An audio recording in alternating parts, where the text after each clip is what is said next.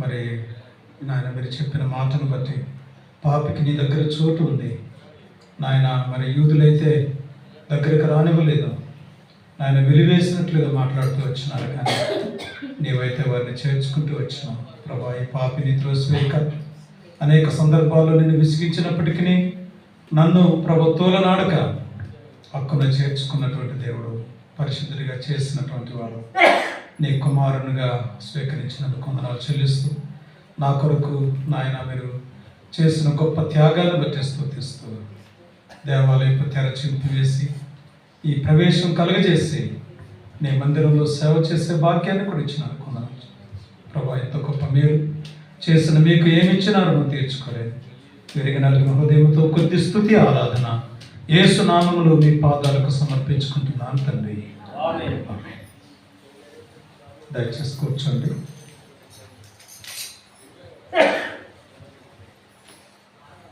మనకు 52 వారాలు, సంవత్సరానికి ఎన్ని వారాలు? 52. ఇక దేవుడు నాతో ఒక విషయం తెలియజేశాడు. అదేంటంటే ప్రతి ఆదివారం 2వ వర్తమానంలో ఒక వ్యక్తి యొక్క జీవితాన్ని, ఒక క్యారెక్టర్, ఒక పరిశుద్ధ గ్రంథంలో ఉన్న ఒక్కొక్క వ్యక్తిని తీసుకొని ఆ వ్యక్తిలో ఉన్నటువంటి గుణలక్షణాలు అవి మనం ఏ విధంగా ఆపాదించుకోవాలి, ఇది మనం ఎలాగా కొనసాగాలి, మన విశ్వాస జీవితాన్ని ఎలా కొనసాగించుకోవాలి. వాళ్ళు స్త్రీలు కావచ్చు, పురుషులు కావచ్చు, మిషనరీలు కావచ్చు, అపోస్తులు కావచ్చు, ప్రవక్తలు కావచ్చు, రాజులు కావచ్చు, లేకపోతే ఆ దేశంలో జీవించే ఒక సాధారణమైన ఒక వ్యక్తి అయినా కావచ్చు, చెడిపోయిన వారు కావచ్చు, మంచి వారు కావచ్చు. ఒక్క వారం 52 వారాలు 52 మందిని గురించి మనం చూద్దాం. అదే రీతిగా మనము ఆ వ్యక్తిలా ఉన్నామా అనేది కూడా మనం పరీక్షించుకోవడానికి ప్రయత్నం చేద్దాం. ఈరోజు ఒక వ్యక్తిని గురించి మీకు చెప్పాలని ఆశపడతా ఉన్నాను. ఆ వ్యక్తి పేరు కోరేషు. బహుశా మీరు ఎప్పుడు వినుండకపోవచ్చు. కోరేషు అనే ఒక వ్యక్తి. ఈ కోరేషు అనే వ్యక్తి పారసీక అంటే పర్షియా రాజు. పర్షియా అంటే బాబిలోనియా, బబులోను రాజైన నెబుకద్నెజరు, తర్వాత దర్యావేషు, ఆ తర్వాత బెల్షాజరు, ఆ తర్వాత కోరేషు. బబులోను పట్టణాన్ని 4 రాజులు పరిపాలన చేశారు. ఆ 4వ రాజు అయినటువంటి కోరేషుతో దేవుడు చేసినటువంటి ఒక గొప్ప కార్యం ఏంటంటే అతని యొక్క పరిపాలనలో జరిగినటువంటి సంగతులు, వీటన్నిటిని మనము పరిశీలన చేద్దాం. ఎందుకు మనం అక్కడికి వెళ్ళాలి అంటే ముందు మనకు కొంత చరిత్ర తెలియాలి. నేనేమనుకుంటానంటే ఏ విషయం చెప్పాలనుకున్నా అది వినేవాళ్లకు స్పష్టంగా తెలియాలి. నేనొక్కడనే చదివి, నేనొక్కడనే నేర్చుకొని, నేనొక్కడనే జ్ఞానవంతుడిగా ఉండడం నాకు ఇష్టం ఉండదు. విశ్వాసులు కూడా సేవకుడి కంటే ఎక్కువ గనులై ఉండాలి అనేది నా యొక్క తాత్పర్యం. ముందు చరిత్ర ఏంటంటే ఇశ్రాయేలు ప్రజలు ఐగుప్తు బానిసత్వంలో నుంచి వచ్చిన తర్వాత 40 సంవత్సరాల ప్రయాణం తర్వాత కనాను దేశాన్ని దేవుడు వాళ్ళకి ఇచ్చాడు. దానికి చాలా పేర్లు ఉన్నాయి. కనాను దేశం అని ఉంది, మంచి దేశం అని ఉంది, పాలు తేళ్లు ప్రవహించే దేశం ఉంది, తర్వాత నూతన యెరూషలేము అనే పేరుంది, తర్వాత యూదయ దేశం అనే పేరుంది, ఇంకా ఇట్లా చెప్పుకుంటూ పోతే చాలా పేర్లు, దానికి దాదాపుగా 10 పేర్లు ఉన్నాయి. పవిత్ర భూమి అనే పేరు కూడా ఉంది, దేవుని పట్టణం అనే పేరుంది. ఇలా ఆ పట్టణాన్ని దేవుడు వాళ్ళకి ఇచ్చాడు. మోషే కనానుకు రాలేదు. ఆయన నెబో పర్వతం దగ్గరే ఆగిపోయాడు. ఆయనను వాళ్ళ అన్న అహరోను. ద్వితీయోపదేశకాండం చివరిలో ఉన్నటువంటి మాట నేను చెప్తున్నా. ఇప్పుడు మోషే అక్కడ చనిపోవడం జరిగింది. మోషే సమాధి ఈ రోజు వరకు దొరకలేదు. విన్నారమ్మా? మోషే సమాధి ఈ రోజు వరకు దొరకలేదు. 34వ అధ్యాయం. మనం కోరేష్ దగ్గరికి వచ్చే ముందు కొంచెం ఇంట్రడక్షన్ నేను ఇస్తాను. ద్వితీయోపదేశకాండం తీయండి.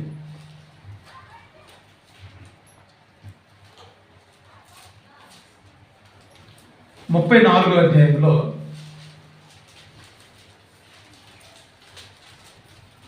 3-4 వచనాలు. సోయరు వరకు ఈత చెట్లు గల ఎరుకో లోయ చుట్టూ మైదానమును అంటే మోషేకు చూపించాడా. మరియు నీ సంతానములకు ఇచ్చేదనని అబ్రహాము, ఇస్సాకు, యాకోబులకు నేను ప్రమాణము చేసిన దేశము ఇదే. కన్నులారా నిన్ను దాన్ని చూడనిచ్చితిని గాని నీవు నది దాటి అక్కడికి వెళ్ళకూడదు. ఆ నది ఏంటో తెలుసా? యూఫ్రటీస్ నది. తర్వాత చూద్దాం. యెహోవా సేవకుడైన మోషే యెహోవా మాట చొప్పున మోయాబు దేశంలో మృతి నొందెను. కింద భాగంలో కూడా చూద్దాం. తర్వాత 8వ వచనం. ఇశ్రాయేలీయులు మోయాబు మైదానంలో మోషేను బట్టి 30 దినములు దుఃఖములు సల్పగా మోషేను గూర్చిన దుఃఖము సలిపిన దినములు సమాప్తమాయెను. మోషే తన చేతులను నూను కుమారుడైన యెహోషువ మీద ఉంచి ఉండెను కనుక అతడు జ్ఞానాత్మపూర్ణుడాయెను. కాబట్టి ఇశ్రాయేలీయులు అతని మాట విని యెహోవా మోషేకు ఆజ్ఞాపించినట్లు చేసిరి. అంటే మోషేకి ఏమని ఆజ్ఞాపించాడంటే, నువ్వు ఒక నాయకుని ఏర్పాటు చేసుకో, నీ మీద ఉన్న అభిషేకాన్ని నేను అతనికి ఇస్తాను, ఇక నుంచి అతడే ఆ ప్రజలను నడిపిస్తాడు. కాబట్టి ఈ విధంగా యెహోషువ మోషే చేత ఆశీర్వాదం పొంది ఇశ్రాయేలు ప్రజలను నడిపించడానికి కనానుకు తీసుకొని వచ్చాడు. అక్కడ వారికి స్వాస్థ్యములు పంచిపెట్టాడు. అది 13వ అధ్యాయంలో, యెహోషువ గ్రంథం 13వ అధ్యాయంలో ఎవరెవరికి ఈ 12 గోత్రాలకు రావలసినటువంటి భాగాలు వాళ్ళకు ఇవ్వడం జరిగింది. అలా జరిగిన తర్వాత వాళ్ళు ఏం చెప్పారు అంటే, అయ్యా మాకు మోయాబుకు రాజున్నాడు, అషూరుకు రాజున్నాడు, ఇంకా దేశాలన్నిటికీ రాజులు ఉన్నారు, మాకు కూడా ఒక రాజు కావాలి అని చెప్పారు. రాజు కావాలంటే అప్పుడు సౌలును దేవుడు రాజుగా ఏర్పాటు చేశాడు. ఆ తర్వాత సౌలు దేవునికి నమ్మకంగా ఉండకపోవడం చేత అతన్ని త్రోసివేసి దేవుడు దావీదును కోరుకున్నాడు. దావీదుకు ప్రమాణం చేశాడు. ఆ యొక్క ప్రజలను పరిపాలించడానికి 40 సంవత్సరాలు అతనికి కూడా అవకాశం ఇచ్చాడు. అతని తర్వాత సొలొమోనుకి. ఈలాగా దాదాపుగా 22 మంది రాజులు దావీదు గర్భంలో జన్మించిన వాళ్ళు పరిపాలన చేశారు. అర్థమైంది కదా? ఒక్కొక్క రాజు గురించి కూడా ఒక్కొక్క వారం చూద్దాం మనం. అయితే ఈ యొక్క 22వ రాజు ఎవరైతే ఉన్నారో ఆఖరి రాజు, అతని దగ్గరికి వద్దాం. ఇప్పుడు దినవృత్తాంతాల 2వ గ్రంథం, దినవృత్తాంతాల 2వ గ్రంథం 36వ అధ్యాయం.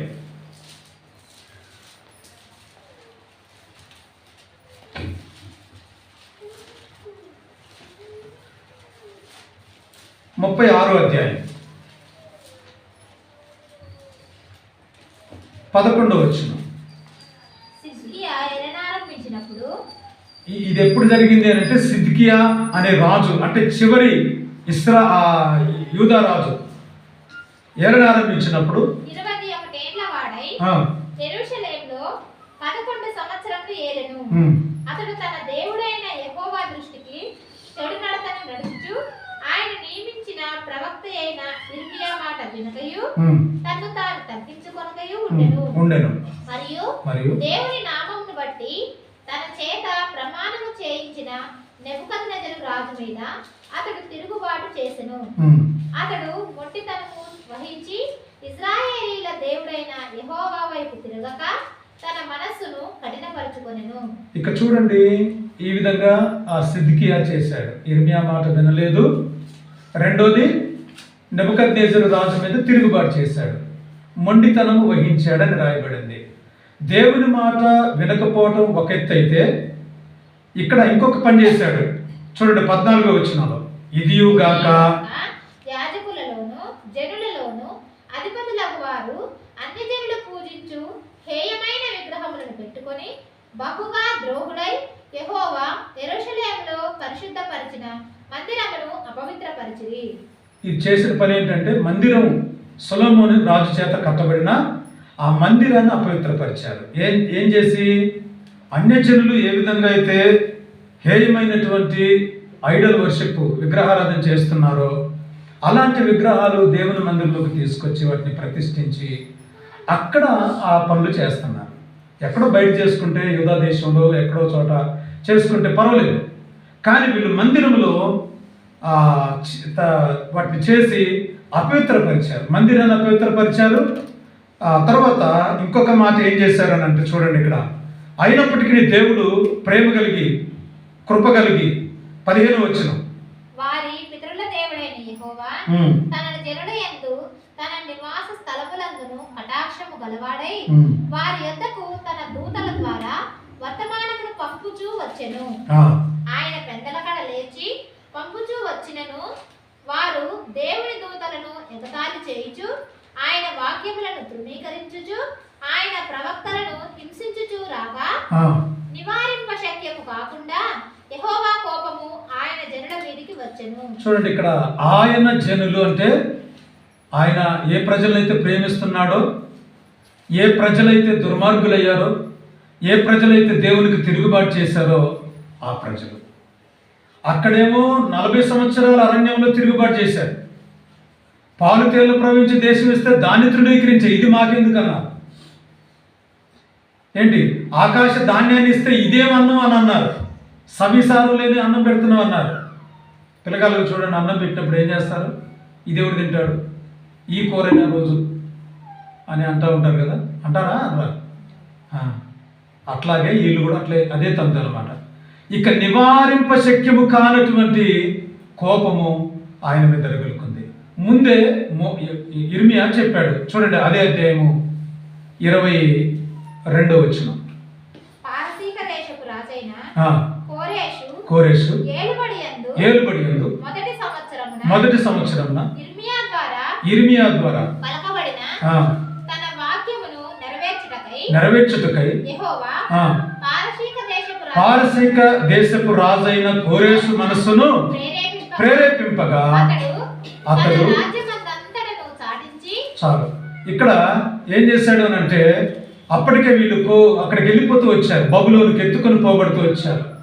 21వ వచనంలో, ఇర్మియా ద్వారా పలుకుబడిన యెహోవా మాట నెరవేర్చుకై విశ్రాంతి దినములను దేశము అనుభవించు వరకు ఇది సంభవించను. దేశము పాడుగాను ఉన్న 70 సంవత్సరాల కాలము అది విశ్రాంతి దినములను అనుభవించాను. 70 సంవత్సరాలు, ఒక సంవత్సరానికి 52 వారాలు.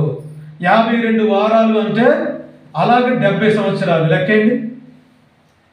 70 సంవత్సరాలు ఇంటూ 52 అర్థమైందా? అన్ని వందల ఆదివారాలు, లేకపోతే వాళ్ళకి శనివారం కనుక ఆ విశ్రాంతి దినం, ఆ శనివారాలు వాళ్ళు దేవునికి ఏందమ్మా 3640. కనుక ఇన్ని వారాలు దేవుని మందిరాన్ని విడిచిపెట్టాడు. విడిచిపెట్టిన తర్వాత ఎన్ని సంవత్సరాలు ఉంటారంట? 70 సంవత్సరాలు కోరేషు అనగా ఆ యొక్క బబులోను రాజు అయినటువంటి నెబుకద్నెజరు రాజు కింద ఉంటారు. అయితే నెబుకద్నెజరు రాజు ఈ వీళ్ళని జయించిన తర్వాత అప్పుడు 4 రాజ్యాలు, గుర్తుపెట్టుకోండి, 4 రాజ్యాలు, 127 సంస్థానాలు. 4 రాజ్యాలు, 127 సంస్థానాలు. ఇది మనకు ఎస్తేరు గ్రంథం 1:21 ఉంటుంది. అక్కడ ఇండియా అనేటటువంటి పేరు కూడా పరిశుద్ధ గ్రంథంలో 2 సార్లు రాయబడుతూ వచ్చింది. హిందూ దేశము మొదలుకొని అనే మాట పరిశుద్ధ గ్రంథంలో మన భారతదేశం యొక్క పేరు 2 సార్లు ఎస్తేరు గ్రంథంలో రాయబడుతూ వచ్చింది. అయితే 127 సంస్థానాలు, 4 రాజ్యాలు, మాదియా పారసీక రాజ్యము, గ్రీకు, పర్షియా, ఆ తర్వాత రోమా. ఈ 4 రాజ్యాలను ఆ రాజులు పరిపాలన చేస్తున్నారు. అలెగ్జాండర్ అంటే చూసారా, గ్రీకు రాజు. అలెగ్జాండర్ కూడా ఆ యొక్క మరి ప్రపంచాన్ని జయించాడు అని అంటే, ప్రపంచం అంటే ఈ 4 రాజ్యాలను ఎవరైతే జయిస్తారో వారే ఆ ప్రపంచానికి రాజు అన్నమాట. ఒక్కటే రూలు, ఒక్కటే గవర్నమెంట్, ఒక్కటే ప్రభుత్వం. అందరూ కూడా ఆ గవర్నమెంట్ కిందే ఉండాలి.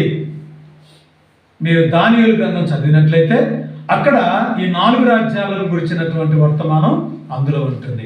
ఇప్పుడు 70 సంవత్సరాలు వాళ్ళు బబులోనుకు ఎత్తుకొని పోబడినారు. ఎవరెవరు ఎత్తుకొని పోబడ్డారు అని అంటే, చావకుండా మిగిలిన వారు. ఎంతమంది చనిపోయారు? 17వ వచనం. ఆయన కల్దీల రాజు అంటే బబులోను రాజు. అతడు వారికి పరిశుద్ధ స్థలముగానున్న మందిరంలోనే వారి యవ్వనులను, యవ్వనస్తులందరూ దేవుని మందిరంలో చంపబడ్డారు. బహుశా వీళ్ళు శత్రువులు అనుకున్నారు, ఎక్కడెక్కడ దొరుకుతారని చంపేవాళ్ళు వచ్చుంటారు. వీళ్ళు మందిరంలోకి వెళ్ళి దాక్కొని ఉండొచ్చు. ఎందుకంటే అది చాలా పొడుగైనటువంటిది, వేల మంది పట్టేటటువంటి మందిరం కనుక ఇందులోకి వచ్చి దాక్కొని ఉండవచ్చు.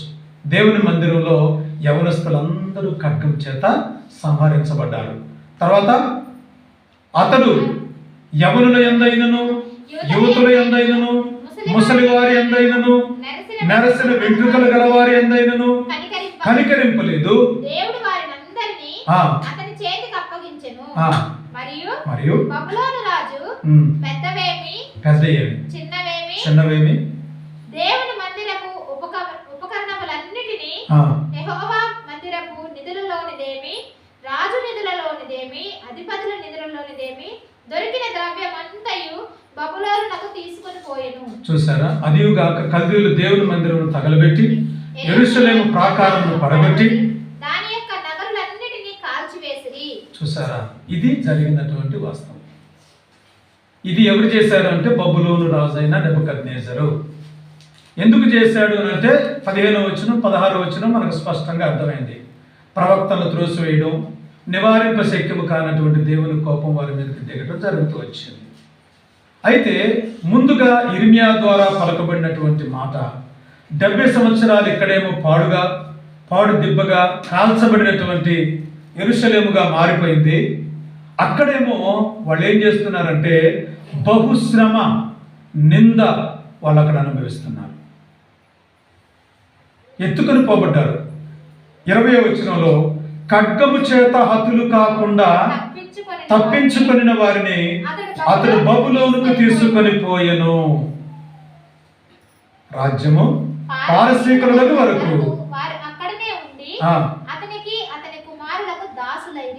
కాబట్టి ఇక్కడ పారసీక రాజు చేతికి వచ్చేంత వరకు, బబులోను రాజు అయిన నెబుకద్నెజరు చేతిలో నుండి కోరెషు చేతిలోనికి రాజ్యం వచ్చేంత వరకు కూడా 70 సంవత్సరాలు పట్టింది.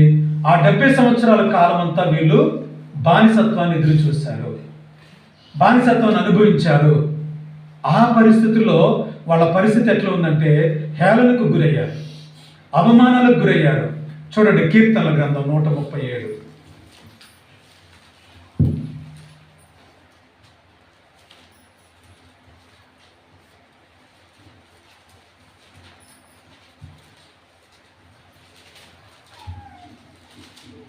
మొదటి వచనం చదవండి.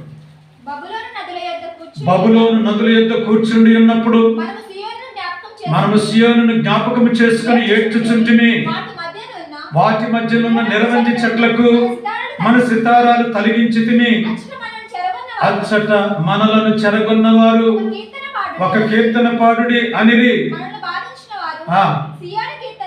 సియోను కీర్తనలలో ఒక దానిని మాకు వినిపించుడని మన వలన ఉల్లాసము పొందగోరిరి. వీళ్ళేమో ఏడుస్తున్నారు. ఏమా ఏడ్చుకుంటూ పోయేవాడి దగ్గర పోయి ఒక పాట పాడంటే ఎట్లుంటుంది?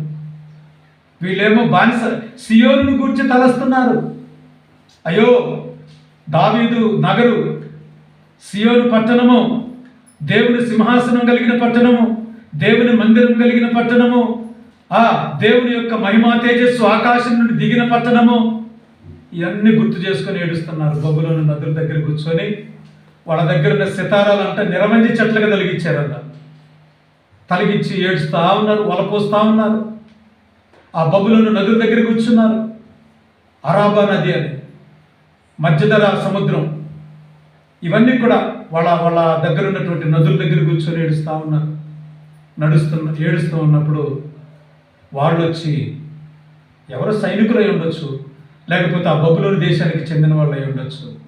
ఏది మీ సియోను కీర్తనలో ఒక పాట పాడండి, మీ యొక్క దేవుని పాట ఒకటి పాడండి. చదువుకున్న వాళ్ళు వచ్చి అంటున్నారు ఉల్లాసం వాళ్ళకేమో ఉల్లాసం కావాలి, ఎంటర్టైన్మెంట్. ఉల్లాసం అంటే ఏంటి? ఎంటర్టైన్మెంట్ కావాలి. వీళ్ళేమో ఒరే నాయన మా బాధ మేము పడుతున్నాం, ఇప్పటికీ చాలామంది మందిరంలో చంపబడ్డారు, యవనస్తులు చనిపోయారు, ముసలివాళ్ళు చనిపోయారు, బాలికలు చనిపోయారు, బాలులు చనిపోయారు, మిగిలిన వాళ్ళు ఇట్లా బానిస పని చేస్తూ ఉన్నాం బబులోను రాజు కింద అని వాళ్ళు బాధపడుతూ ఉంటే వీళ్ళేమో ఉల్లాసం పొందగోరారు. ఆలోచన చేద్దాం. అటువంటి స్థితిలో వీళ్ళైతే దేవుడు ఒక మాట చెప్పాడు, ఇక మీకు విడుదల సమీపించింది, 70 సంవత్సరాలు దగ్గరికి వచ్చింది. అప్పుడు మరలా యెషయా ప్రవక్త మరలా వచ్చాడు, ఇర్మియా ప్రవక్త వచ్చాడు. ఇక మీరు విడుదల సమయం సమీపించింది, విడుదల సమీపించింది అని చెబుతూ ఇప్పుడు కోరేషుని గురించి మాట్లాడుతూ ఉన్నాడు. యెషయా గ్రంథం 44వ అధ్యాయం. ఇప్పుడు తీయండి, కొంత ఆలస్యమైనా మీరు ఇబ్బంది పడద్దు. చివరి వచ్చిన చదువుతాం. కోరేషుతో నా మంద కాపరి నా చిత్తమంతయు నెరవేర్చువాడా అని చెప్పువాడును నేనే. యెరూషలేముతో నీవు కట్టబడదు అనియు దేవాలయమునకు పునాది వేయబడుననియు నేను చెప్పుచున్నాను. మరలా వచ్చింది దేవుని మందిరము కట్టే సమయం. మొట్టమొదటిగా దేవుని మందిరాన్ని ఎవరు కట్టారు చెప్పండి? ఎవరు కట్టారు? రాజైనా ఎన్ని సంవత్సరాలు కట్టాడు? 7 సంవత్సరాలు కట్టాడు. కానీ మరి ఇప్పుడు కోరేషు ద్వారా ఒక వాగ్దానం దేవుడు మాట్లాడుతూ ఉన్నాడు. ఏమని మాట్లాడుతూ ఉన్నాడు? కోరేషుతో నా మంద కాపరి. ఈ మాట చూడండి ఎంత గంభీరంగా ఉందో. ఎవరిని పడితే వాళ్ళని నా మంద కాపరి అంటాడా? ఒకసారి దావీదుతో అన్నాడు, ఇప్పుడు కోరేషుతో అంటున్నాడు. నా మంద కాపరి 78వ కీర్తన 70, 71, 72 వచ్చిన చూద్దాం.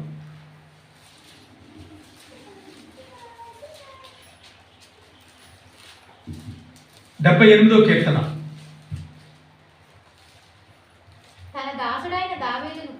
తన దాసుడైన దావీదును కోరుకొని గొర్రెల దొడ్డిలో నుండి అతన్ని పిలిపించను. పాడి గొర్రెలను వెంబడించడం మాన్పించి తన ప్రజలైన యాకోబును తన స్వాస్థ్యమైన ఇశ్రాయేలును మేపుటకు ఆయన అతనిని రప్పించను. చాలు. ఇక్కడ మనకేమర్థమవుతుంది? దావీదును మంద కాపరిగా దేవుడు నిర్ణయించాడు. ఎందుకంటే ఈ మంద అన్యాక్రాంతమైపోతా ఉంది, ఈ మంద చెదిరిపోతా ఉంది. ఇర్మియా చెప్పాడు కదా 50వ అధ్యాయంలో. ఇర్మియా ఏమన్నాడు? 50వ అధ్యాయం చూడండి, ఇర్మియా గ్రంథం.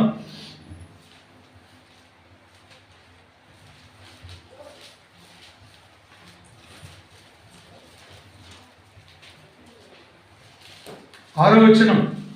నా ప్రజలు త్రోవ తప్పిన గొర్రెలుగా ఉన్నారు. వారి కాపరులు కొండల మీదికి వారిని తోలుకొని పోయి వారిని త్రోవ తప్పించిరి. జనులు కొండకు వెళ్ళుచు చెడిపోయి. కాబట్టి కాపరులు చెడగొట్టారు. మంద కాపరులు ఏమైపోయారు?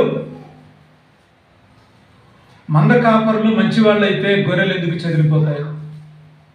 అర్థమవుతుందా? నా ప్రజలు త్రోవ తప్పిన గొర్రెలుగా ఉన్నారు. వారి కాపరులు వారిని కొండకు తోలకపోయి వారిని త్రోవ తప్పించిరి. ఎందుకు ఇప్పుడు దావీదును కోరుకోవాల్సి వచ్చింది దేవుడు అని అంటే, ఈ చెదిరిపోయిన గొర్రెలను సమకూర్చాలి. హెజ్కేలు గ్రంథం 34వ అధ్యాయము 23వ వచనం. వాటిని మేపుటకై నేను ఆ, నా సేవకుడైన దావీదును వాటి మీద కాపరిగా నియమించెదను. అతడు వాటికి కాపరిగా ఉండి వాటిని మేపును. మేపేవాళ్ళు కావాలి, ఫీడింగ్ చేసేవాళ్ళు కావాలి, బలమైన ఆహారం, పచ్చిక మేత, చక్కని నీరు పెట్టేవాళ్ళు కావాలి, బురద నీళ్ళు కాదు. కానీ కాపరులు ఎలాంటి వారు? 34వ అధ్యాయం చదవండి. అక్కడ మొత్తం కూడా బురదలు చేసేవాళ్ళు ఉన్నారు. ఈ మాట ప్రవచింపుము. ప్రభువుకు యెహోవా సెలవిచ్చినదేమనగా, తమ కడుపు నింపుకొను ఇశ్రాయేలీయుల కాపరులకు శ్రమ. వీళ్ళు ఎలాంటి వారంట? తమ కడుపు నింపుకునేవాడు. అర్థమవుతుందా? కాబట్టి ఇక్కడ ఆ కాపరులతో దేవుడు చెప్తున్నాడు, వాళ్ళకు ఏముంది? శ్రమ. వాళ్ళకు శ్రమ ఉంది. ప్రజలారా గుర్తుంచుకోండి, ఇక్కడ కోరేషుతో 44వ అధ్యాయం యెషయా గ్రంథంలో నా మంద కాపరి ఏమన్నాడు అంటే, దావీదు యొక్క అర్హత ఒక పారసీక రాజు, ఒక అన్య దేశపు రాజు, ఏమాత్రం కూడా దేవుని ఎరిగిన వాడు కాదు. కానీ అతన్ని పిలిచి ఏమంటున్నాడు? నా మంద కాపరి, నా చిత్తమంతయు నెరవేర్చువాడా. ఈ రెండో భాగంలో ఇక్కడ ఏముంది? దేవుని చిత్తాన్ని నెరవేర్చేవాడు. ఎవరైతే దేవుని చిత్తాన్ని నెరవేరుస్తారో వారందరికీ దేవుని దగ్గర ఒక గొప్ప ఆశీర్వాదం ఉంది. నా చిత్తమంతయు నెరవేర్చువాడా. యేసు ప్రభుని గురించి ఆ మాట రాయబడింది. కీర్తన గ్రంథం 40 అధ్యాయము 8వ వచనం చూడండి. కీర్తనలు, దేవా నీ చిత్తము నెరవేర్చుట నాకు సంతోషము. నీ చిత్తము నెరవేర్చుట నాకు సంతోషం. దేవుని చిత్తాన్ని నెరవేర్చడానికి మనం ఇష్టపడాలి.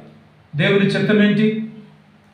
దేవుని చిత్తమెరిగి అంటే యజమానుని చిత్తమెరిగి ఆ ప్రకారం చేయని వానికి దెబ్బలు తగులుతాయంట.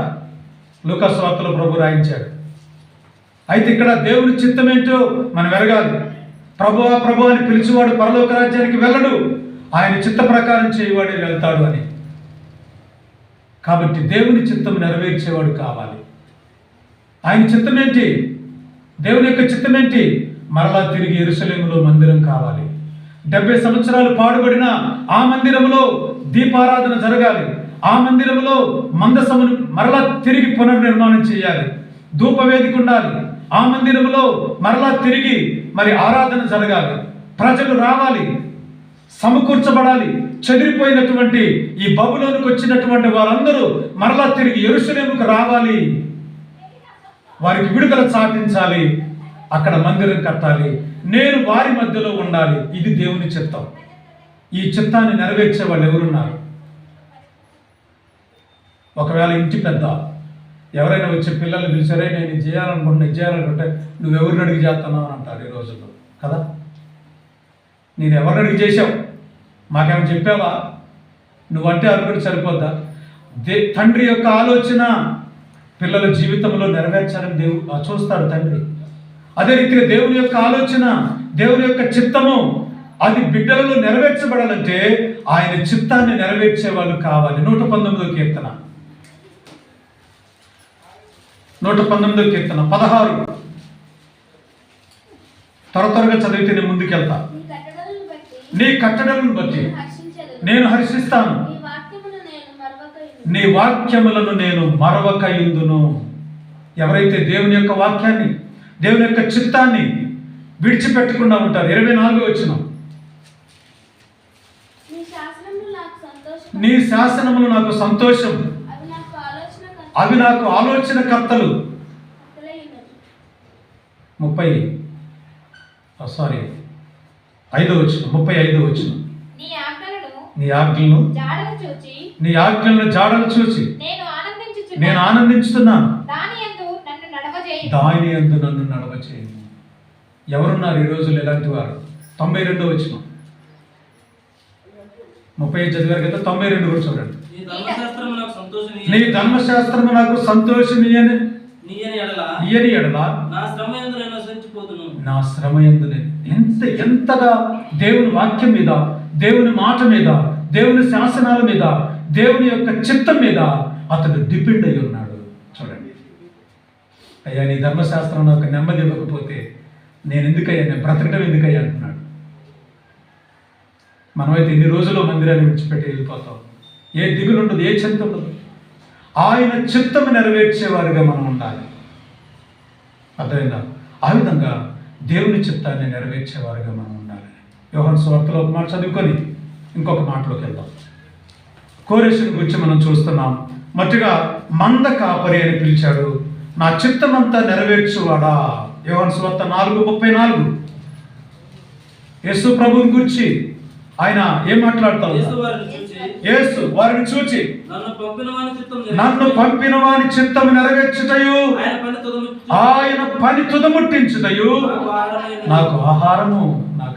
నీ ఆహారం ఏంటి? నా ఆహారం ఏంటి? యేసు ప్రభు చెబుతున్నాడు ఈ మాట. ఆయన నన్ను ఏ పని మీద పంపాడో, ఇప్పుడు కోరేసుని ఏ పని మీద పంపిస్తున్నాడో, ఆ పని నెరవేర్చబడాలంటే దేవుని చిత్తానికి లోబడే మనిషి కావాలి. కోరేసు వింటాడా మరి? అందుకనే కోరేసుని అంటున్నాడు, నా మంద కాపరి. నా మందను జాగ్రత్తగా చూస్తాడు ఆయన. రెండోది, నా చిత్తాన్ని నెరవేర్చేవాడు. దేవుని చిత్తం నెరవేర్చే ఆయన ఒక మాట అంటాడు చూడండి, 103వ కీర్తనలో గుర్తొచ్చింది ఇప్పుడే. ఆయన చిత్తము నెరవేర్చు ఆయన పరిచారకులారా. 103వ కీర్తనలో చివరిలో ఉంటుంది చూడండి, యెహోవా సైన్యములారా ఆయన చిత్తము నెరవేర్చు ఆయన పరిచారకులారా. ఆయన చిత్తము నెరవేర్చే పరిచారకులు. ఆ పరిచారకులుగా మనం ఉండాలి. ఆయన సైన్యముగా మనం ఉండాలి. ఆయన సైన్యంలో మనం చేరాలి.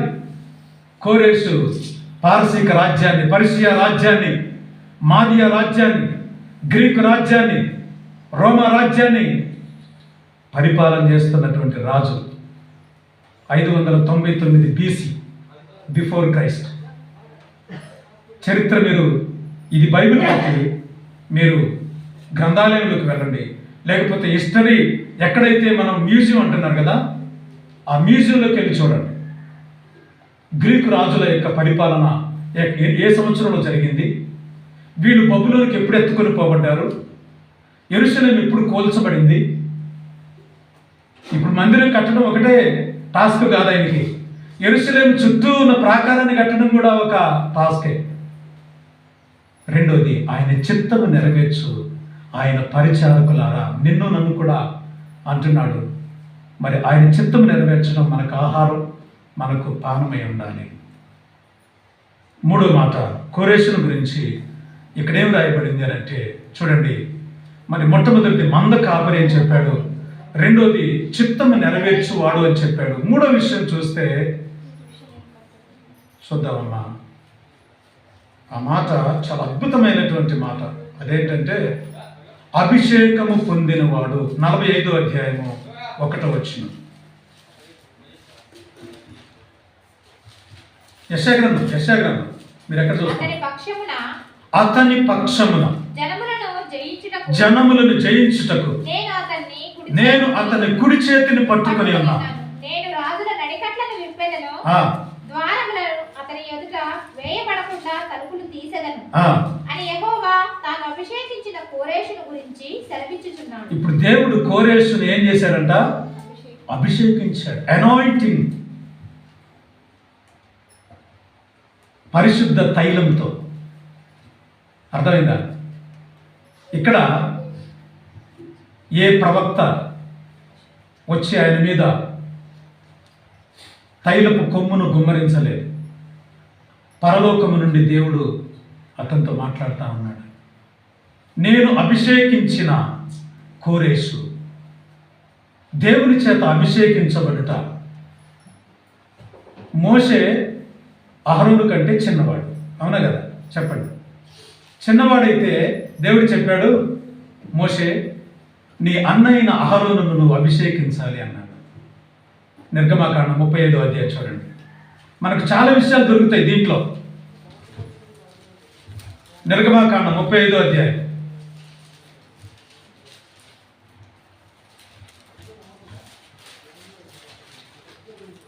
మీకు చదువు రాకపోయినా తిరిగేస్తా ఉన్నాడు, ఏమి ఇబ్బంది లేదు. అర్థమైందా? 35వ అధ్యాయము 15వ వచనం, లేకపోతే ఒక నిమిషం ఉండండి.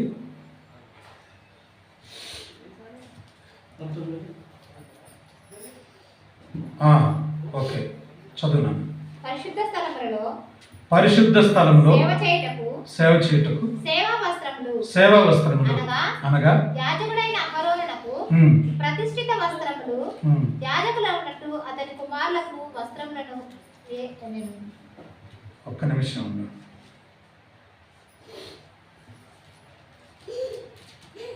కొంచెం వెనక్కి రావాలి మీరు. 33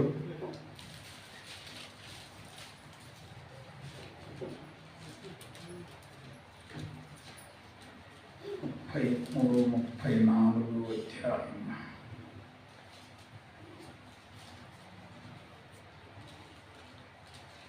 అభిషేక తైలం గురించి అక్కడ రాయబడుతూ వచ్చింది.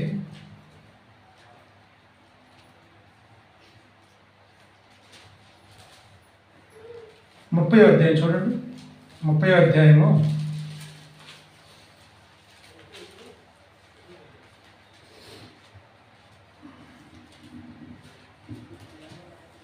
30వ వచనం. మరియు అహరోనును అతని కుమారులను నాకు యాజకులై ఉండునట్లు నీవు వారిని అభిషేకించి ప్రతిష్ఠింపవలెను. చిన్నవాడు పెద్దవారిని ఆశీర్వదిస్తున్నాడు, లేకపోతే అభిషేకిస్తూ ఉన్నాడు. 30వ అధ్యాయం 30వ వచనం గుర్తుపెట్టుకోవాలి. మళ్ళీ ఇంకొకసారి 35లోకి రావద్దు. అయితే ఇక్కడ అభిషేకం అనేటటువంటిది చాలామంది సంఘాలలో నేను చెప్తానా, అభిషేకం రావాలి, అభిషేకం రావాలి, అభిషేకం రావాలి అని చెప్తా ఉంటాను. అసలు వాటి అది అనాయింటింగ్, అది అభిషేకం అంటే ఏంటి? రాజుగా పట్టాభిషేకం చేయడానికి రాజులను అభిషేకిస్తారు. తర్వాత సేవ చేయటానికి సేవకులను అభిషేకిస్తారు. ఇప్పుడు అహరోనును ఏ విధంగా మోషే అభిషేకించాడో, నిత్యము నాకు యాజకులుగా ఉండునట్లు అతనిని అతని కుమారులను నాకు అభిషేకించు అని అన్నాడు. అప్పుడు ప్రతిష్టాభిషేక తైలానికి ఏమేమి కావాలి అనేటటువంటిది చెప్పాడు. ఇప్పుడు కోరేషును కూడా దేవుడు ఇక్కడ ఏం చేస్తున్నాడంటే అభిషేకిస్తున్నాడు. నేను అతని కుడి చేయబట్టుకున్నాను, అతనికి నా ఉద్దేశాలన్నీ చెప్పాను, జనములు జయించడానికి అతనికి సహాయం చేస్తాను, అందరినీ అతని వశం చేస్తాను, ఆయన మాట అందరు వింటారు అనేటటువంటి మాట ఇచ్చి ఇక్కడ ఏమంటాడంటే నేను అభిషేకించిన కోరేషును గురించి సెలవిస్తున్నాను అంటున్నాడు. అభిషేకం అని అంటే చూడండి, ఇక్కడ దావీదును కూడా సమూయేలు అభిషేకించాడు. మొదటి సమూయేలు గ్రంథం 16వ అధ్యాయంలో. తర్వాత కీర్తనలో ఒక వచనం, 2 వచనాలు చదువుకొని మళ్ళీ కోరేషు దగ్గరికి వద్దాం. ముందుగా మొదటి సమూయేలు గ్రంథం 16వ అధ్యాయము 1వ వచనం చదువుదాం. అంతటా యెహోవా సమూయేలుతో ఇలాగు సెలవిచ్చెను, ఇశ్రాయేలీయుల మీద రాజుగా ఉండకుండా నేను విసర్జించిన సౌలును గూర్చి నీవు ఎంతకాలము దుఃఖింతువు, నీ కొమ్మును తైలముతో నింపుము, బెత్లెహేముడైన యెష్షయి యొద్దకు నిన్ను పంపుచున్నాను. ఇక్కడ చూడండి, కొమ్మును తైలముతో నింపాడు. కొమ్ము దేనికి సాదృశ్యం అంటే అధికారానికి సూచన. ఆ అధికారానికి సూచన కనుక 12వ వచనం చదువుదాం. అతడు వాని పిలువనంపించి, అంటే దావీదును పిలువనంపించి లోపలికి తోడుకొని వచ్చి, అతడు ఎర్రని వాడు చక్కని నేత్రములు గలవాడును, చూచుటకు సుందరమైన వాడినై ఉండెను. అతడు రాగానే నేను కోరుకున్న వాడితడే, నీవు లేచి వాని అభిషేకించుమని సెలవీయగా సమూయేలు తైలపు కొమ్మును తీసి వాని సహోదరుల ఎదుట వానికి అభిషేకము చేసెను. చూసారా, ఇది అభిషేకం అంటే. కాబట్టి ఇక్కడ ఎవరికి పెడితే వాళ్ళకి అభిషేకం. నా మీదకి దిగు ప్రభువా, నీ ఆత్మాభిషేకం ఏమో. నీ ఆత్మాభిషేకం ఏమంటే ఇట్ ఈస్ నాట్ ఈజీ. ఇది సాధ్యమయ్యే పని కాదు. నీకు అభిషేకం ఇస్తే ఏం చేస్తావు? పోయి దుర్మార్గ పనులు చేస్తావు. అలాంటప్పుడు నీకెందుకు ఇవ్వాలి అభిషేకం? ఇక్కడేమో ఆ పాటలు పాడుతూ ఎగురుతూ ఉన్నాడంట. జేబులో నుంచి బీడీ కట్లు ఇంకేమి ఎగురుతున్నాయి, సిగరెట్ ప్యాకెట్లు అగ్గిపెట్టెలో పడుతున్నాయి అంట. నింపు ప్రభు అని చప్పట్లు కొట్టుకుంటూ ఎగురుతూ ఉంటే ఇలాంటి వాళ్ళకి అభిషేకం ఇచ్చేది చెప్పండి. అభిషేకం నా మీద దిగంటే దిగుతుందా? దానికి ఒక పర్పస్ ఉంటుంది, దానికి ఒక ఉద్దేశం ఉంటుంది. దేవుడు ఎవరినైతే లక్ష్య పెట్టాడో, ఎవరినైతే కోరుకున్నాడో వారిని మాత్రమే దేవుడు అక్కడ అభిషేకించడం జరుగుతుంది. మూడో విషయం ఏంటి? అభిషేకం. కీర్తనలు. ఇందాక కీర్తనలు చెప్తానని చెప్పే కదా, కీర్తనలు. దావీదును అభిషేకించడం.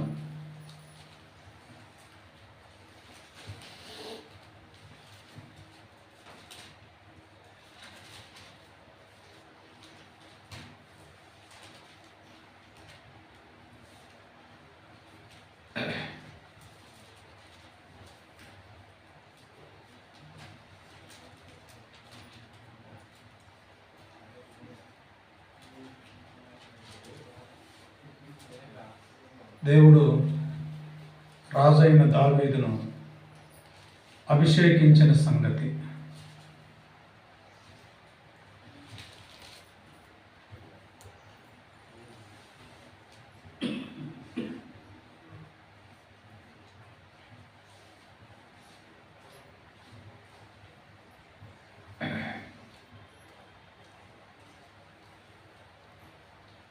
ఏ నూనెతో అక్కడ అభిషేకిస్తారు అని అంటే, మరి దంచి తీయబడిన అచ్చము ఒలీవల నూనె.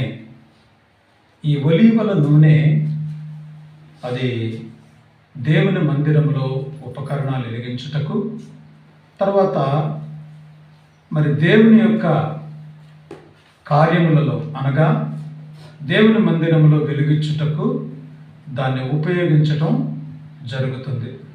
రాజులను అభిషేకించడానికి ఈ యొక్క ఆయిల్ను అక్కడ ఉపయోగించినట్లుగా చూస్తాం. 89వ కీర్తన 20వ వచనం. ఒక్క వచనం మాత్రమే చూపిస్తాను. నా సేవకుడైన దావీదును నేను కనుగొని ఉన్నాను, నా పరిశుద్ధ తైలముతో అతనిని అభిషేకించి ఉన్నాను. సమూయేలు కొమ్మును తైలంతో నింపుకున్నాడు. యెష్షయి ఇంటికి వెళ్ళాడు, దావీదును అభిషేకించడం జరిగింది. ఇక రెండోది, ఇక్కడ మనం కోరేషును కూడా అక్కడ మరి ఏ ప్రవక్త అతనిని అభిషేకించాడో మనకు తెలియదు, ఎందుకంటే ఆ సంగతులు రాయబడలేదు. కానీ నేను అభిషేకించిన కోరేషును గురించి ఈ విధంగా చెబుతున్నాను. దేవుడు అభిషేకించినటువంటి వాడు లంచగొండిగా ఉండడు. దేవుడు అభిషేకం పొందినవాడు దేవుని చిత్తాన్ని అనుసరించి ప్రవర్తిస్తాడు. కోరేషులో ఉన్న ఇంకొక లక్షణం ఏంటంటే లంచగొండి కాడు, లంచం తీసుకోడు ఆయన. చూద్దాం యెషయా గ్రంథం 45వ అధ్యాయము 13వ వచనం. నీతిని బట్టి కోరేషును రేపితిని, అతని మార్గములన్నీ సరళము చేసేదను, అతడు నా పట్టణములు కట్టించును, క్రయధనము తీసుకొనకయు లంచము పుచ్చుకొనకయు నేను వెలివేసిన వారిని అతడు విడిపించును. ఎలాంటి వాడంట? లంచము పుచ్చుకోడు. కాబట్టి నేనే పనిచేస్తున్నాను కాబట్టి నాకు క్రయధనం ఇవ్వు అని అన్నాడు. సొంత డబ్బుతో దేవుని పని జరిగించేవాళ్ళు కావాలి. లంచాలు తీసుకునేవాళ్ళు కూడా ఉన్నారు. మన దేవుడు ఎలాంటి వాడు అంటే లంచము తీసుకునేవాడు. 4వ విషయం ఏంటంటే లంచము తీసుకొనకూడదు. ఆయనలో ఈ యొక్క క్యారెక్టర్ లేదు. ఒక రాజుకు ఉండవలసిన లక్షణం ఏంటంటే లంచము తీసుకోకూడదు, లంచగొండి కాడు. దేవుడు అందుకే చెప్పాడు ద్వితీయోపదేశకాండం 10వ అధ్యాయం 17వ వచనంలో దేవుడు ఎలాంటి మనసు కలిగి ఉన్నాడో కోరేషును కూడా దేవుడు అలా సిద్ధపరుస్తా ఉన్నాడు. ఎలాగనగా మీ దేవుడైన ప్రభు యెహోవా పరమదేవుడు పరమ ప్రభువునై ఉన్నాడు. ఆయనే మహాదేవుడు, పరాక్రమవంతుడు, భయంకరుడైన దేవుడు. ఆయన నరుల ముఖమును లక్ష్య పెట్టని వాడు, లంచము పుచ్చుకొనని వాడు. ఎలాంటి వాడు అంటే దేవుడు అంటే దేవుడు కూడా లంచాలు ఇస్తారా? మీరు చూడండి, ఒక దొంగ దేవాలయానికి వెళ్ళి ఏం చేస్తున్నాడు తెలుసా? లైన్లో నిలబడి హుండీలో ఇంత డబ్బేస్తున్నాడు. డబ్బేస్తూ అంటున్నాడు, ఈసారి కనుక ఎక్కువ లాభాలు వస్తే నేను ఇంకా అధికంగా ఇస్తాను. నిలువు దోపిడీలు ఇస్తున్నారు. ఎందుకు? మోసం చేత సంపాదించిందే కదా. మోసం చేత సంపాదించిన ధనము క్షీణించిపోతుందని బైబిల్లో రాయబడింది. దేవునికి వాటా ఇస్తున్నారు. కాబట్టి ప్రియులారా, మన దేవుడు ఎలాంటి వాడు? పరమదేవుడు, పరమ ప్రభు, భయంకరుడైన దేవుడు. మన అరుల ముఖాన్ని లక్ష్య పెట్టడు, లంచము తీసుకొనని వాడు. దినవృత్తాంతాల గ్రంథంలో కూడా రాయబడింది ఆయన ఎలాంటి వాడు అంటే లంచము తీసుకొనకూడదని చెప్పాడు. చూడండి, నిర్గమాకాండంలో దేవుడు చెప్పిన మాట 23:8 చూద్దాం. లంచము తీసుకొనకూడదు. లంచము దృష్టి గలవానికి గుడ్డితనము కలుగజేసి నీతిమంతుల మాటలకు అపార్థాలు పుట్టిస్తుంది. లంచం అపార్థాలు కలుగజేసేది లంచం, గుర్తుపెట్టుకోండి. అందువల్ల లంచాలు ఇచ్చే వాళ్ళ పని అవుతుంది, లంచాలు ఇవ్వకుండా ఉన్న వాళ్ళు నష్టపోతున్నారు. అది అధికారుల దగ్గర కావచ్చు, పెద్ద మనుషుల దగ్గర కావచ్చు.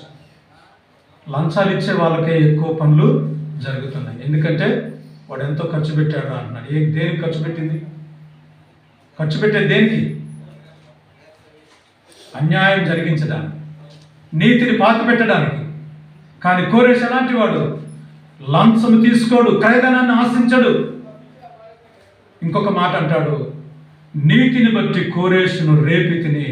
ఇప్పుడు ఒక్క మాట చెప్పేస్తున్నాడు, కోరేషు నువ్వు లేగాలి, నువ్వు లే, నేను నిన్ను వాడుకుంటాను, పేరు పెట్టి పిలుస్తున్నాను. ఏమన్నాడు దేవుడు? పేరు పెట్టి పిలిచాడు. కాబట్టి పేరు పెట్టి పిలిచి అంటున్నాడు, జనములను నీ వశం చేస్తా, జనాలను నీ వశం చేస్తాను, ప్రజలందరూ నీ వశమైపోతారు. అంటే నీ మాట మాత్రమే వింటారు. కాబట్టి ఇప్పుడు కోరేషు లేచి అన్నాడు కదా. చూడండి, ఎజ్రా గ్రంథం 1:1 చదవండి. ఎజ్రా గ్రంథం.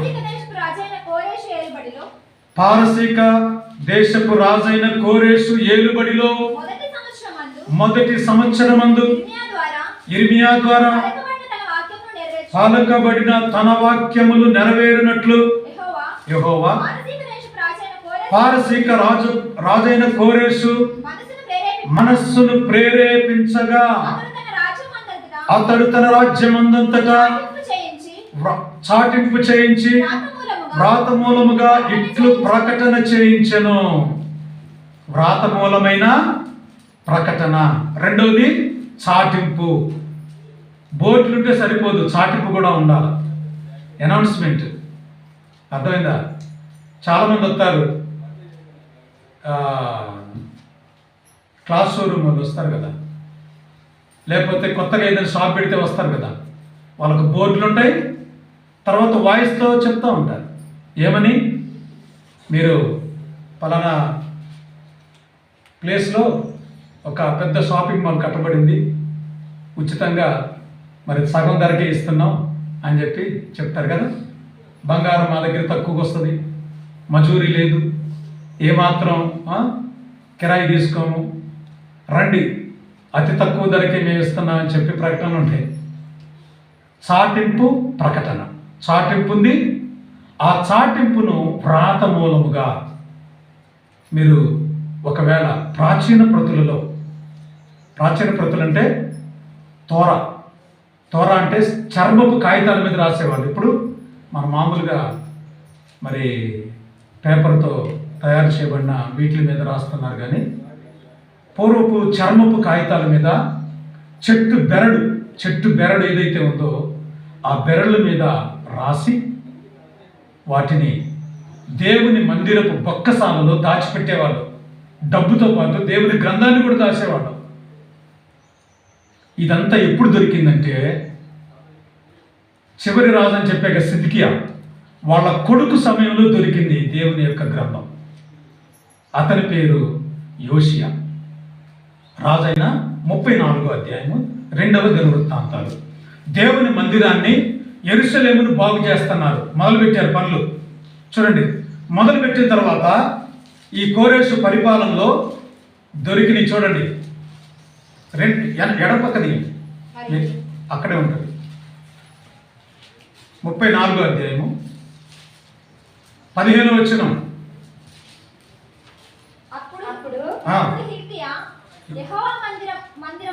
యెహోవా మందిరమందు ధర్మశాస్త్రములు గల గ్రంథము నాకు దొరికినని శాస్త్రియకు సాఫానుతో చెప్పి ఆ గ్రంథమును సాఫానుకు అప్పగించెను. ఇంకొక మాట కూడా దాంట్లో చూద్దాం.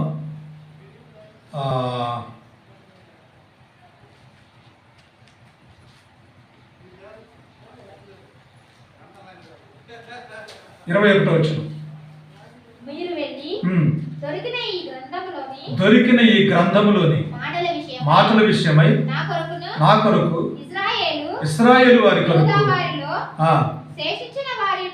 కాబట్టి ఇక్కడ గ్రంథాలు ఎక్కడున్నాయి? ఆ యొక్క చర్మపు కాగితాలతో చుట్టబడిన అవన్నీ కూడా దాచబడుతూ వచ్చాయి. ఇవన్నీ కూడా అప్పుడు తగలబడ్డాయి. ఆ తర్వాత మరలా తిరిగి కొత్త రాత మూలముగా ఇర్మియా ద్వారా ప్రకటించబడిన వాక్యాలను రాజైన కోరేషు రాత మూలముగా ఆ ఎజ్రా గ్రంథంలో ప్రకటన చేస్తూ ఉన్నాడు. ఏమని ప్రకటన చేశాడంటే, మీలో ఎంతమంది ఆయన జనులై ఉన్నారో మీరు ప్రేరేపించబడిన వారందరూ కూడా వచ్చి దేవుని మందిరం పని చేయండి. పనిచేసి మీరేం చేయాలా? మందిరమును నిర్మాణం చెయ్యాలా అని చెప్పి వాళ్ళందరికీ హెచ్చరిక చేస్తూ వచ్చాడు. ఈ మందిరము 46 సంవత్సరాలు కట్టబడింది. చెప్పండి అమ్మా, ఎన్ని సంవత్సరాలు? సొలొమోను మందిరం 7 సంవత్సరాలు. ఇప్పుడు వీళ్ళు కట్టిన మందిరము ఎన్ని సంవత్సరాలు కట్టబడింది అని అంటే 46 సంవత్సరాలు కట్టబడింది. ఎజ్రా గ్రంథం చూడాలి.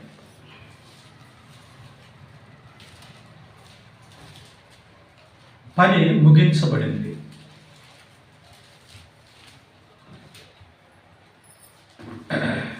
ఆరో అధ్యాయము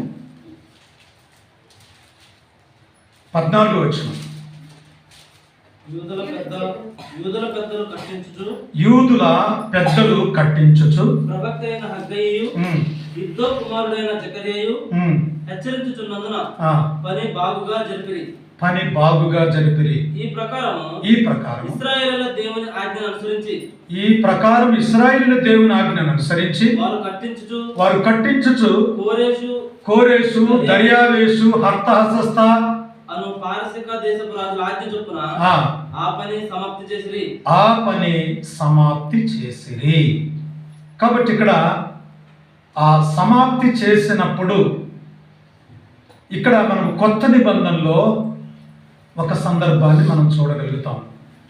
అదేంటంటే, యూదులు ఈ మందిరాన్ని 46 సంవత్సరాలు కట్టారే, నువ్వు 3 రోజుల్లో పడగొడితే 3 రోజుల్లో నిలబెడతానన్నావే అనే మాట యేసు ప్రభువుకు ప్రశ్న వేశారు వాళ్ళు.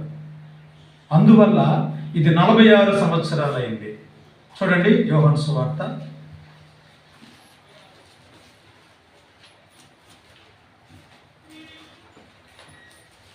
'ఈ మందిరమును పడగొట్టండి, దానిని నేను కడతాను' అన్నాడు. 10వ అధ్యాయం 10వ అధ్యాయం 10వ అధ్యాయమేనా? ఒక నిమిషం.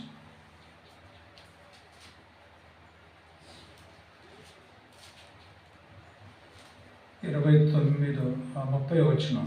నేనును తండ్రి ఏకమై ఉన్నాము, యూదులు ఆయనను కొట్టవలనని రాళ్లతో అడిగారు. ఒక నిమిషం. ఈ దేవాలయమును పడగొట్టండి, 3 రోజుల్లో దాన్ని నిలబెడతాను అని చెప్పాడు.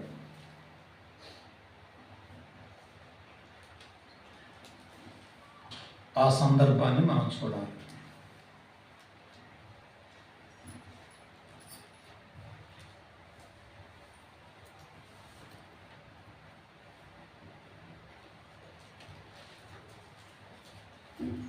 దేవాలయములకు ప్రవేశించి కొరడాతో ఆయన అక్కడ ఉన్నటువంటి వారందరినీ వెళ్ళగొట్టిన తర్వాత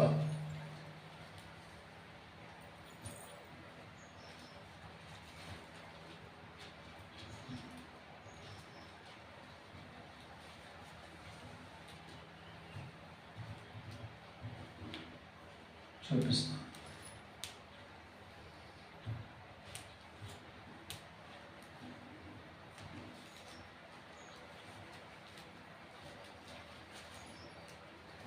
కానీ 17 అధ్యాయాలు చూడండి.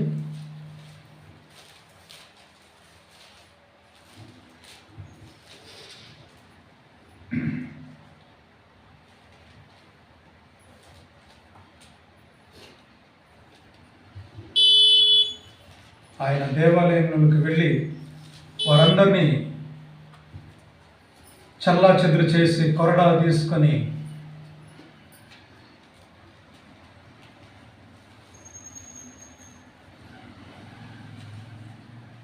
లూకాసు వార్తలో కూడా చూస్తాను నేను, మీరు దాంట్లో చూడండి.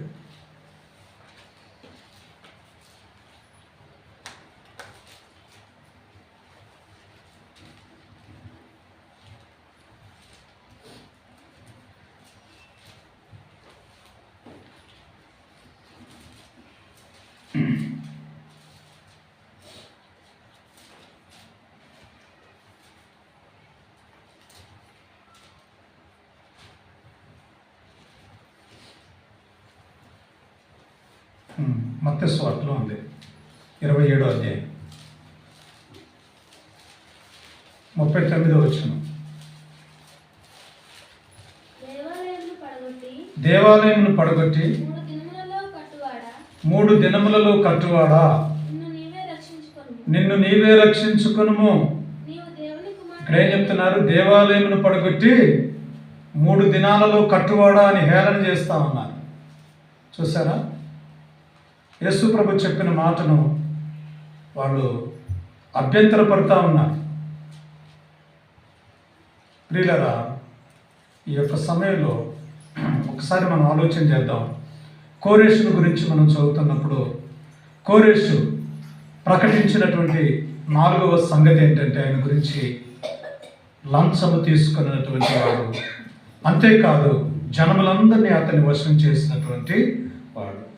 మరి ఈ యొక్క మందిరాన్ని కూడా అతను నిర్మాణం చేసినట్లుగా కూడా మనము చూస్తూ ఉన్నాం.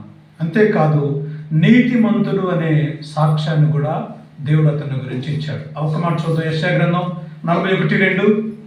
ఈ లోపల నేను చూపిస్తాను ఆ విషయాన్ని. యెషయా గ్రంథం 41:2. ప్రవర్తన అంతటిలో నీతిని జరిగించు వారిని తూర్పు నుండి రేపి పిలిచిన వాడెవడు? ఆయన అతనికి జనములను అప్పగిస్తున్నాడు, రాజులను లోపరుచున్నాడు. తూర్పు నుండి లేపి అనగా తూర్పు దేశపు జ్ఞానులు అనగా బబులోను నుంచే వాళ్ళు వచ్చారు.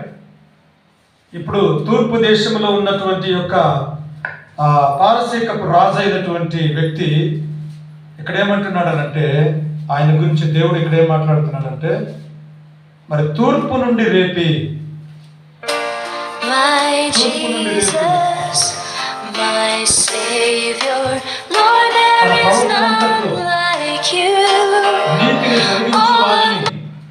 తూర్పు నుండి రేపి పిలిచిన వాడెవడు అంటే దేవాది దేవుడే.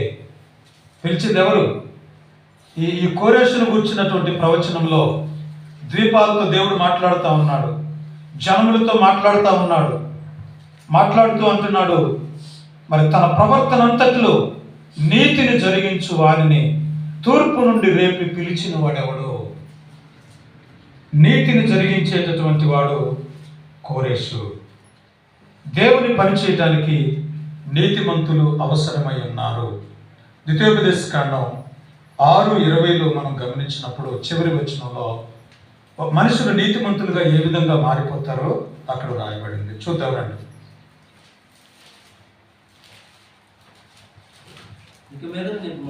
ఇక మీదట 6వ అధ్యాయము 20వ వచనం. ఇక మీదట నీ కుమారులు మన దేవుడైన యెహోవా మీకు ఆజ్ఞాపించిన శాసనములు, కట్టడలు, విధులు ఏమని నిన్ను అడుగునప్పుడు నీవు నీ కుమారునితో ఇట్లనము. ద్వితీయోపదేశకాండం 6:20 చదవండి. మనము ఐగుప్తులో ఫరోకు దాసులమై ఉండగా యెహోవా బాహుబలము చేత ఐగుప్తుల నుండి మనలను రప్పించెను. కాబట్టి ఒకప్పుడు దాసులము, కానీ ఎప్పుడైతే నీతిమంతులము. ఈ రాళ్ళు ఎందుకు అని అడిగినప్పుడు, అయ్యా ఈ రాళ్ళు ఆ సమయంలో అట్లా, ఈ ఆచారాలు ఏంటి, ఈ పస్కా ఏంటి, ఇవన్నీ కూడా మిమ్మల్ని అడుగుతారు. అడిగినప్పుడు ఇవి అక్కడ ప్రజలను కష్టపెట్టి మనలను కాపాడాడు. దేవుడే ఆ ప్రజలకు తీర్పు తీర్చాడు. 5వ సంగతి చెప్పి నేను ముగిస్తాను. చూడండి, ఇక్కడ ద్వారము తీయబడెను.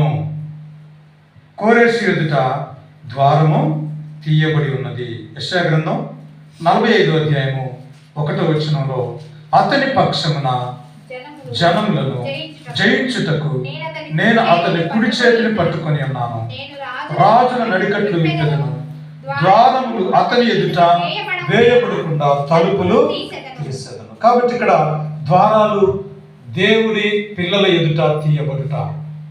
ఇది ఎవరికి ఉంది అధికారం? తలుపులు వేసేది తీసేది ఎవరికి ఉంది చెప్పండి?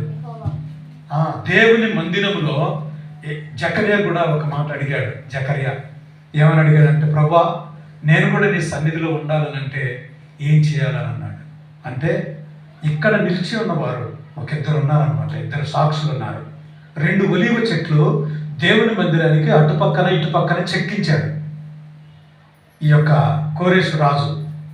చెక్కించినప్పుడు హగ్గయి, అక్కడ ఎవరెవరు ఉన్నారో చెప్తా. హగ్గయి ఉన్నాడు, తర్వాత జెరుబ్బాబెలు ఉన్నాడు, తర్వాత ఎజ్రా ఉన్నాడు, నెహెమ్యా ఉన్నాడు, దర్యావేషు ఉన్నాడు, తర్వాత హర్తహసస్త, కోరేషు. మొత్తం 7. ఈ 7 ప్రధానులు అక్కడ ఉన్నారు. వాళ్ళందరి సమక్షంలో ఈ మందిర నిర్మాణం జరుగుతూ వచ్చింది. అందువల్ల మీరు హగ్గయి గ్రంథం చదివినా దినవృత్తాంతాలకు రావాల్సిందే. తర్వాత మీరు ఇంకా ఎజ్రా, నెహెమ్యా చదివినా ఇదే సందర్భాలు అక్కడ వ్రాయబడి ఉంటాయి. కాబట్టి ఇక్కడ ద్వారములు నీ ఎదుట తీసి ఉంచాను. ఒకసారి ప్రకటనలోకి వద్దారండి. ప్రకటన గ్రంథం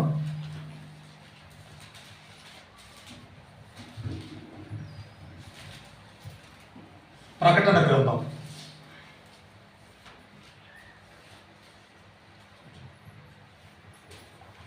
ఎప్పుడూ కూడా మరి వారి ఎదుట ద్వారములు తీసి ఉంటాయి. 3వ అధ్యాయము 8వ వచనం. నీ క్రియలను నేను ఎరుగుదును, నీకున్న శక్తి కొంచెమై ఉండినను నీ వాక్యమును గైకొనని ఎరగనలేదు. ఇదిగో తలుపు నీ ఎదుట తీసి ఉంచాను, వేయనేరడు. తలుపు నీ ఎదుట తీశాను, దానిని ఎవడును వేయనేరడు. కాబట్టి దేవుడు మాత్రమే ఆ తలుపులు తీయగలడు, వేయగలడు. ఈ సంగతి మనం గుర్తు చేసుకోవాలి. తలుపులు నీ ఎదుట తీసి ఉంచాను, వాటిని ఎవరు కూడా వేయలేరు. కాబట్టి మన ఎదుట తెరవబడిన తలుపులు. మీకు ఒక విషయం గుర్తు చేస్తాను. అదేంటంటే, ఇప్పుడు దావీదు ఇంటి తాళపు చెవులు అనే మాట ఒకటి బైబిల్లో ఉంది. పరలోక రాజ్యపు తాళం చేతులు అనే మాట బైబిల్లో ఉంది. దావీదు ఇంటి తాళాన్నంట నీకు ఇస్తాను అంటున్నాడు. ఒకసారి చూద్దాం యెషయా గ్రంథం. తర్వాత పరలోకపు తాళం చేతుల గురించి కూడా చూద్దాం. యెషయా గ్రంథం 11వ అధ్యాయము 1.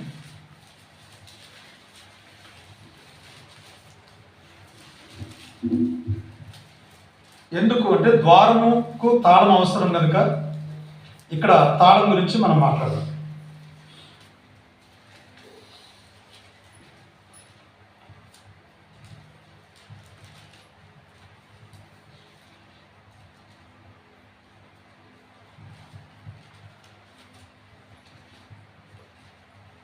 యెషయా మొద్దు నుండి చిగురు పుట్టును. కాబట్టి ఇక్కడ దావీదుని గురించి ఆ మాట రాయబడింది. ప్రభువైన యేసుక్రీస్తు ఆ చిగురులో నుంచి వస్తాడనే మాట ఇక్కడ రాయబడింది. తర్వాత దావీదు యొక్క ఇంటి భారమును ఎవరి మీద మోపాడు? ఇక్కడ దేవుడు యెహెజ్కేలు గ్రంథంలో 34వ అధ్యాయం.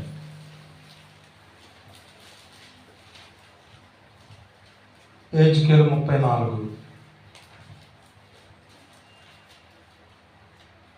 తీసారా?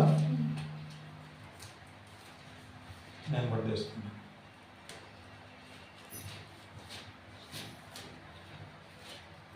34వ అధ్యాయం. ఇక్కడ ఆ కుటుంబం మీద ఎటువంటి బాధ్యత ఇక్కడ ఇచ్చాడనంటే,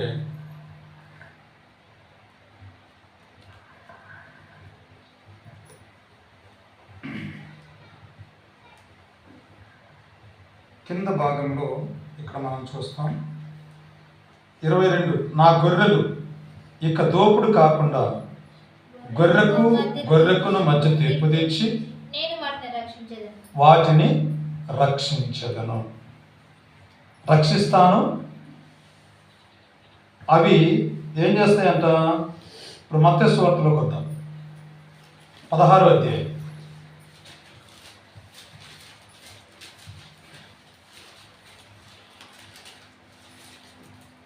16వ అధ్యాయం 19వ వచనం. పరలోక రాజ్యము యొక్క తాళపు చెవులు నీకు ఇచ్చేదను. ఏ తాళపు చెవుట? పరలోక రాజ్యము యొక్క తాళపు చెవులు. కాబట్టి పరలోక రాజ్యానికి తాళం చేతులు మనకిస్తే, యెషయా గ్రంథం 22:22లో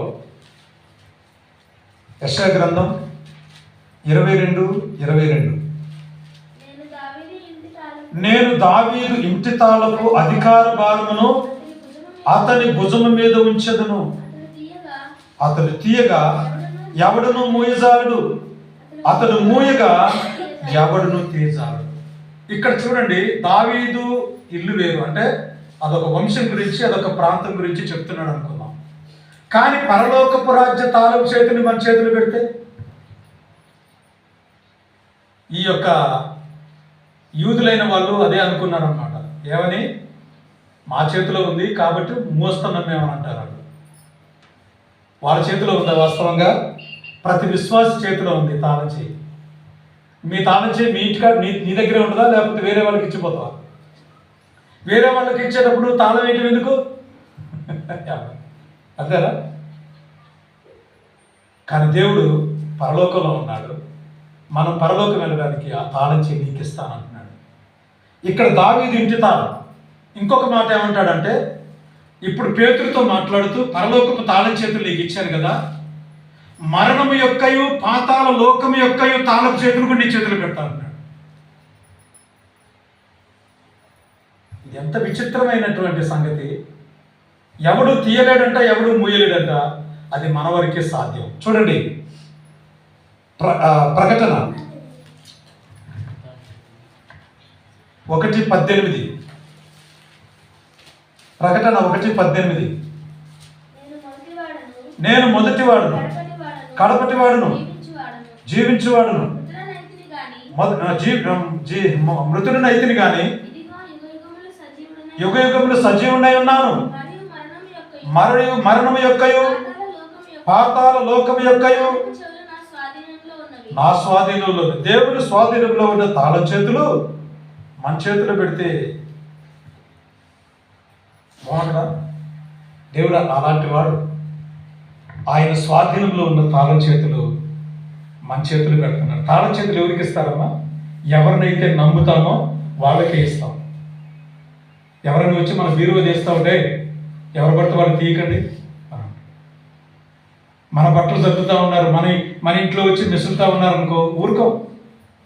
వాక్యం అదే చెబుతుంది. మరణం యొక్కయు పాతాళ లోకం యొక్కయు తాళపు చేతులు నా స్వాధీనంలో ఉన్నాయి.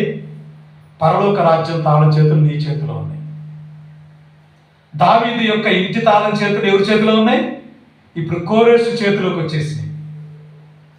కాబట్టి కోరేషు 1 మంద కాపరి, 2 దేవుని చిత్తాన్ని నెరవేర్చేవాడు, మూడోది ఏంటి? లంచం తీసుకోడు, 4వది అభిషేకం పొందినవాడు, 5వది ఆయన ఎదుట ద్వారాన్ని తెరిచాను, 6వది ఇదిగో ప్రజలందరినీ ఆయన పక్షాన చేశాను. దేవుని మందిరాన్ని కట్టారు. 46 సంవత్సరాలు పట్టింది. ఎందుకు అంత టైం పట్టిందంటే యెరూషలేము చుట్టూ కూడా ప్రాకారం కట్టాలి. ఆ పని కొంతమంది చేశారు. మందిరాన్ని కట్టే బాధ్యత కొంతమంది చేశారు. కానీ మందిరం కట్టే బాధ్యత ఎజ్రాకు అప్పగించాడు. ఎజ్రాకు అప్పగించడం వల్ల ఎజ్రాకు రాజులు సహాయపడ్డారు. దానికి కావలసిన సామాగ్రి, రాళ్ళు, కర్రలు, తర్వాత ప్రతి విధమైనటువంటి చెక్కడము పని కానీ, బంగారము, ఇనుము, ఇత్తడి, ఆ పని అంతట్లో కూడా సహాయపడుతూ వచ్చారు. ఎందుకంటే కోరేసు శాసనం చేశాడు, వాళ్ళందరూ పరిపాలన చేస్తున్నారు. వారందరికంటే పైన దేవుడు ఉన్నాడు. కోరేసు జీవితంలో అద్భుతమైన ఘట్టాలు ఈరోజు మనం 5-6 సంగతులను మనం చూసాం. మనం కూడా కోరేసును పోలి ఉన్నట్లయితే దేవుడు మన చేతికి కూడా కొన్ని పనులు అప్పగిస్తాడు. ఆయన మనల్ని కూడా వాడుకుంటాడు. అలాగా కోరేసు, మరి దానియేలు గ్రంథంలో రాయబడినటువంటి కోరేసు. ఒకసారి చూద్దాం, ఆ భాగాన్ని చూసుకొని మనం ప్రార్థన చేస్తాం. ఒకసారి చూడండి ఆ భాగాన్ని. దానియేలు గ్రంథం 5వ అధ్యాయం. అసలు అక్కడ ఉన్నాడా లేదా? 36 వచ్చిన, 34 వచ్చిన, లేకపోతే 30 నుండి చూడండి. దానియేలు 5:30. ఆ రాత్రి అందే కల్దీల రాజగు మాదీయుడగు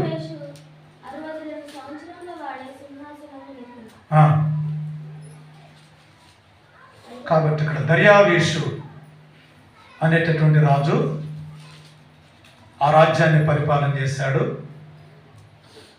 62 సంవత్సరాలు. ఎన్ని సంవత్సరాలమ్మా? 6 చదువు. ఈ దానియేలు దర్యావేషు ప్రభుత్వ కాలమందు పారసీకుడకు కోరేషు ప్రభుత్వ కాలమందును వర్తిల్లెను. కాబట్టి ఈ యొక్క దానియేలు గురించి రాస్తూ దానియేలు వర్ధిల్లాడు అనేటటువంటిది అక్కడ రాస్తూ, మీరు ఇంటికి వెళ్ళిన తర్వాత ఒకవేళ చదివితే చదవండి దానియేలు గ్రంథం. దానియేలు గ్రంథం ఒకటి చదివితే సరిపోదు, దినవృత్తాంతాలు చదవాలి, ఎజ్రా, నెహెమ్యా చదవాలి. అప్పుడే మీకు ఈ యొక్క కోరేషుని గురించిన సంగతులు అర్థమవుతాయి. ఇవన్నీ చదవాలంటే మనకు సంవత్సరం అయింది.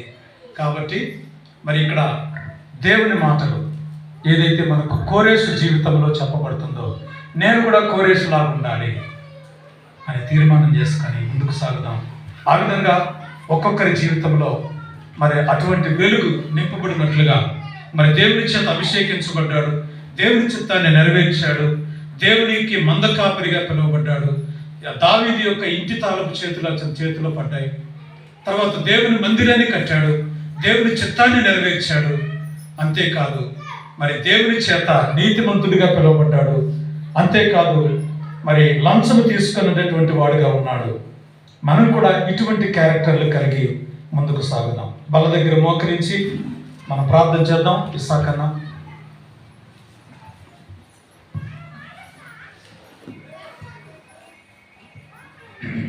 ప్రేమ కలిగిన మా తండ్రి, కోరేషు లాంటి జీవితాన్ని మాకు అనుగ్రహించిన ఆయన, పడిపోయిన ప్రాకారాలు నిలబెట్టే ఎజ్రా వలె, నెహెమ్యా వలె మరి నాయన తిరిగి నిర్మాణం చేయటం జరిగించిన కోరేషు, దర్యావేషు, బెల్సాజరు, అంతేకాదు నాయన మాదియా, పార్సిక ఆ రాజులు ఏ విధంగా జరిగిస్తూ వచ్చారో, యూదుల వారందరిని ఏ విధంగా ప్రేరేపించి వారందరినీ సమకూరుస్తూ వచ్చారు ప్రభా, అదే రీతిగా నాయన నీవు మమ్మల్ని సమకూర్చినందుకు వందనాలు. పాపము చేత, అపరాధుల చేత చచ్చిన మమ్మల్ని బ్రతికించినటువంటి దేవుడవు, విడిపించిన దేవుడవు, అందును బట్టి స్తోత్రాలు నాయన. మరి 46 సంవత్సరాలు కట్టబడిన నీ మందిరం ఇదిగో తండ్రి, కోరేషు రాజు చేత మరి మీరు సెలవిచ్చిన మాటను నెరవేరుస్తూ వచ్చారు. ద్వారాన్ని అతని ఎదుట తీసి పెట్టారు. మరి నాయన తాళం చేతులు అతని చేతిలో పెట్టారు. ఎవరు లోపలికి వెళ్ళాలో, ఎవరు బయటికి రావాలో అది మీ నిర్ణయంలో ఉంది. కాబట్టి మా అందరికీ గొప్ప ప్రవేశాన్ని ఇచ్చినందుకు వందనాలు చెల్లిస్తూ ఉన్నాం. కోరేషు లాంటి మంచి ప్రవర్తన కలిగి మా ముందున్న జీవితంలో కొనసాగుటకు కృప చూపమని మమ్మల్ని అందరినీ మీ చేతులకు అప్పగించుకుంటూ మహిమ, ఘనత, స్తుతి, ప్రభావాలు మీకే చెల్లిస్తూ మా ముందున్నటువంటి నీ శరీరాన్ని బట్టి, రక్తాన్ని బట్టి స్తుతిస్తూ యోగ్యంగా పాలు పొందువారిగా సిద్ధపరచమని యేసు నామములో ప్రార్థించి వేడుకొంచున్నాము తండ్రి, ఆమేన్. ఈ సమయంలో సిద్ధపడిన వారు మీ కుడి చేయి చూపించండి. ప్రభు అయిన యేసు తాను అప్పగించబడిన రాత్రి ఒక రొట్టెత్తుకొని కృతజ్ఞతాస్తుతులు చెల్లించి, ఇది మీ కొరకు విరవబడిన నా శరీరము, నన్ను జ్ఞాపకం చేసుకుంటకై దీనిని చేయడని వారితో చెప్పారు.